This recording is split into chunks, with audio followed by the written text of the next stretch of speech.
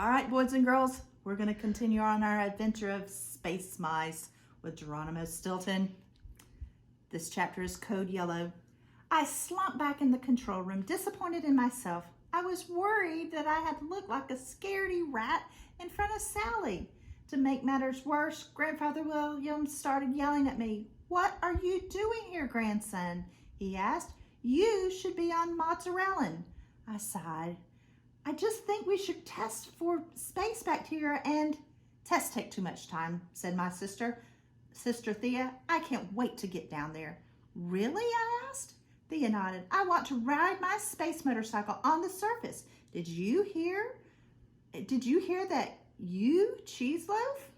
Grandpa, Thea has the spirit of a true captain. Red with embarrassment, I walked over to my nephew Benjamin. He was watching Trap and Sally's mission on one of the screens in the control room. "Did you hear?" But Benjamin smiled at me. "Uncle, don't be worried about exploring mozzarella. Bugsy and I will go with you when you're done testing for space bacteria." Galactica Gouda? He is such a sweet little nephew.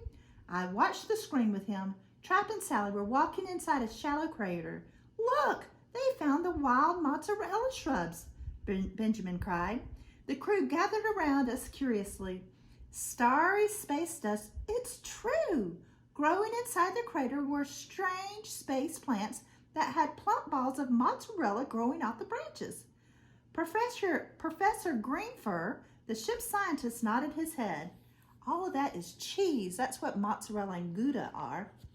"Now, this is truly moustastic discovery," he remarked. Then we heard a yell from Hologramics, the ship's computer. "Unidentified aliens are approaching the exploration team. Code yellow, code yellow, code yellow." Thea turned on her wrist. "Trap, can you hear me? You need to be careful. Someone is coming towards you. It could be dangerous." But it was already too late. On the screen, we could see Trap and Sally's terrified faces. Then Trap began to stammer, Hey, what do you want from us? We're not doing anything wrong. Help!" Then the screen went blank. Total silence fell over the control room. "Something tells me that those aliens weren't friendly," Professor Greenfur said. My fear had frozen me like a platoon ice. Thea shook me. "We've got to get down there. There's not a moment to lose," she cried. Oh, for all the shooting stars, my sister was right. I sprang into action and started quickly organize a rescue mission. Robotics, Thea, and I would go to the planet. Grandfather William and Professor Greenfur would coordinate the operations for Mouse Star 1. I stepped into the teletransportics platform with my team when Benjamin and his friend Bugsy ran up to me. "We're coming too," he announced. "We've already made a map of this planet, so we'll be useful." I shook my head. "No way. This could be a very dangerous mission," I said. But the two little spacematics climbed into the platform just as Professor Greenfur activated it. My head began to spin as the machine started to break apart our molecules into tiny pieces. Cosmic cheese chunks? What a terrible feeling. I don't like teletransportics, but I had to help Trap and Sally. I was ready for anything. "We're coming through too." Gulp. Uh-oh. Chapter 4. Crusty, Rusty Bolts. We landed inside the same crater that Trap and Sally had been exploring. But where were they? And who or what had them scared? Look at the wild mozzarella.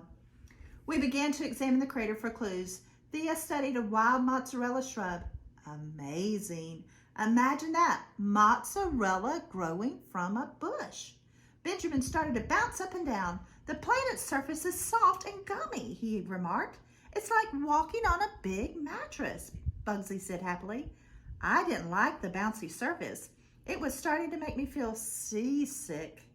I took a few steps and lost my balance, landing whiskers first on the ground. Luckily, it was so soft that I wasn't hurt, and from down there, I could see tricks along the bottom of the crater. "Those are Trap's and Sally's paw prints. Look at them," I exclaimed. "Good job, Thea praised me. We saw smaller tracks next to the paw prints. Those must be the alien tracks," Thea guessed. We followed them. After a while, Trap and Sally's tracks disappeared, and the aliens' footprints looked deeper. What might have happened here, Thea wondered. Then we heard voices. I jumped at the noise. That sounds like Trap and Sally. Hey, untie us. Look, it looks like they're tied up. See? Thea raised a finger to her lips. Shh, we don't want the aliens to see us. We hid behind the edge of the crater and peeked out. Shooting stars. Trap and Sally were tied up on a pole. The aliens who had captured them were round, small, and chubby. They all wore milky white clothing. They each had 2 cheerful eyes on top of their tall stalks. They must be the Cheez-Ix aliens. Thea whispered, let's approach them carefully. So Thea, Benjamin, Bugsy, Robotics, and I quickly stepped out of our hiding place and began to follow them for a safe distance. Dun, dun, dun. Let's see what happens tomorrow.